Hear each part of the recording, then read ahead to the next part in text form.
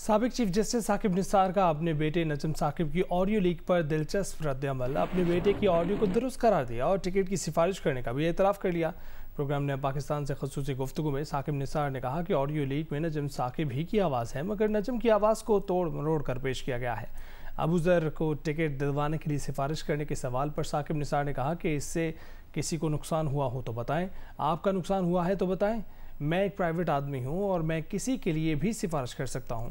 साकिब निसार से पूछा गया कि क्या सिफारिश करने के लिए पैसे भी लिए जा सकते हैं। इस सवाल के जवाब में साकिब निसार ने कहा कि पैसे लेने वाले पर लानत हो।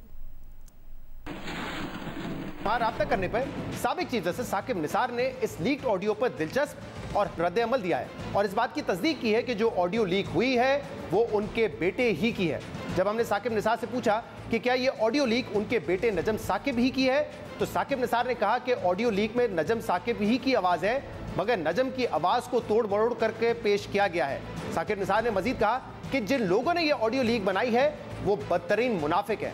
हमने साकिब निसार से सवाल किया कि इस ऑडियो लीक में तो पंजाब असेंबली की टिकटों की तकसीम के हवाले से बात हो रही है और नजम साकिब कह रहे हैं कि आपने यानी कि साकिब निसार ने इसके लिए बहुत काम किया है।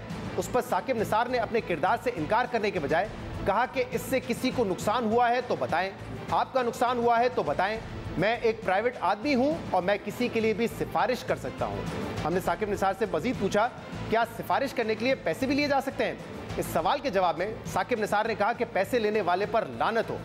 यानी साकिब निसार इस बात का तो एतराफ़ कर रहे हैं कि उन्होंने अबू ज़र की टिकट के लिए सिफारिश की, मगर सिफारिश के बदले में पैसे लेने को बेबुनियाद करार दे रहे हैं।